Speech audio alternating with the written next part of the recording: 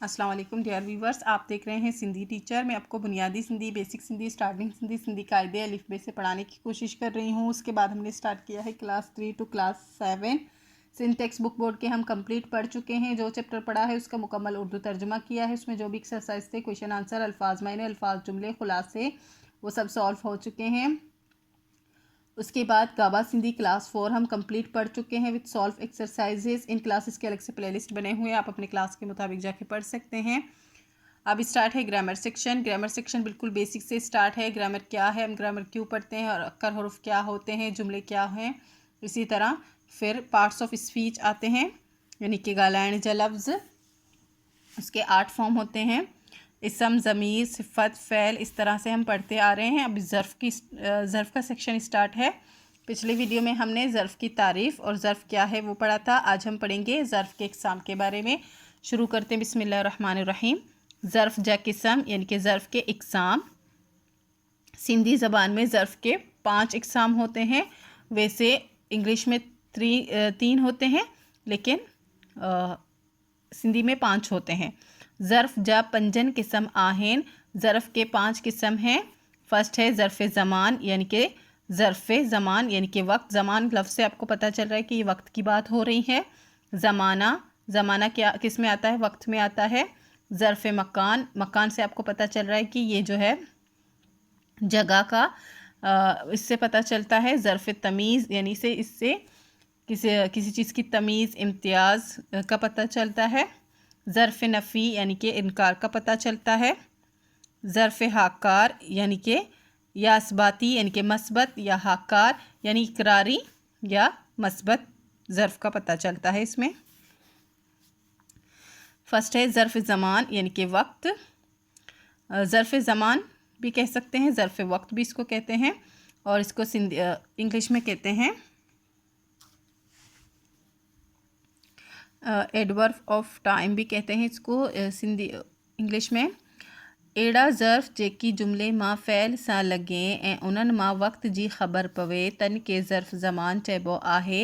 एड़ा ज़र्फ़, पहले हमने ज़र्फ़ के बारे में पढ़ा था, अब हम करेंगे ऐसा ज़र्फ़ जो जुमले में फ़ैल के साथ लगे और उसमें से वक्त का मालूम हो, वक्त का ख़बर पता चले, उसको ज़र्फ़ ज़मान कहते हैं। अब मिसाल है उसमें कौन कौन से अल्फाज होते हैं। अज यानी कि आज, सुबाने यानी कि आने वाला कल यानी टुमारो, साल बसाल, साल 2 साल, काल गुज़रा हुआ कल यस्टरडे, हाणे, हाणे का मतलब होता है अभी, रोज़ानों का मतलब होता है हर रोज़, रोज़ाना। महीने, महीने का मतलब होता है मंथली, मंथ। शाम, शाम का मतलब होता है इवनिंग। पोए, पोए का मतलब होता है बाद में। बपेरे का मतलब होता है आफ्टरनून, दोपहर। हर रोज़, हर रोज़ का मतलब होता है रोज़ाना। अगे का मतलब होता है पहले, जैसे कि पोए का मतलब होता है बाद में, इसी तरह अगे का मतलब होता है पहले। हेकर यानी कि एक दफ़ा। माहियानो यानी कि महीनेवार, यानी कि हर महीने। सालानो यानी कि हर साल, हर महीने, हर साल। इसी तरह इसकी कुछ मिसाल हैं। माँ, सुबाणी, कराची, विंदस। मैं कल कराची जाऊंगी।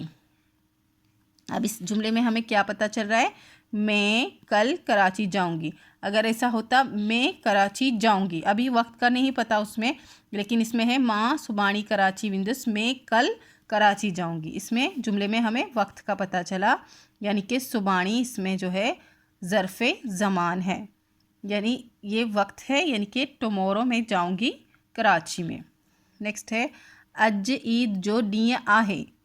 अगर हम जुमले में कहते हैं ईद जो ॾींहुं आहे, ईद का दिन है, लेकिन हम कह रहे हैं कि आज ईद का दिन है। अज का मतलब होता है आज, आज ईद का दिन है, तो इसमें हमें क्या पता चला, हमें टाइम का पता चला कि आज या कल या परसों, तो हमें इसमें टाइम का पता चला। ये क्या हो गया, ज़र्फ़ ज़मान। नेक्स्ट है हाणे तू बल्ले वञ। अब तुम चले जाओ, मसला नहीं है, अगर तुम जाना चाहते हो तो चले जाओ। अब तुम चले जाओ। हाणे का मतलब होता है अभी तुम चले जाओ। अभी का मतलब होता है अभी, इस वक्त की बात हो रही है, जस्ट नाउ, अभी तुम चली जाओ। तो इसमें हमें वक्त का पता चल रहा है कि अभी की बात हो रही है। ये भी ज़र्फ़ ज़मान है। हिन का अगे केर आयो हो, इससे पहले कौन आया था। अगे का मतलब होता है पहले, इससे पहले कौन आया था। इस जुमले में हमें क्या पता चल रहा है कि इससे पहले का मतलब होता है यानी कि अभी की बात हो रही है कि इससे पहले कौन आया था, तो इसमें भी हमें वक्त का पता चल रहा है। ये भी क्या हो जाएगा, ज़र्फ़ ज़मान। उम्मीद है आपको अच्छे से समझ आ गई होगी। नेक्स्ट वीडियो में हम ज़र्फ़ के और इक़साम के बारे में पढ़ेंगे। अगर आपको मेरी वीडियो से हेल्प मिलती हो तो please like share and subscribe कीजिएगा। दोस्तों और क्लासमेट के साथ शेयर ज़रूर कीजिएगा।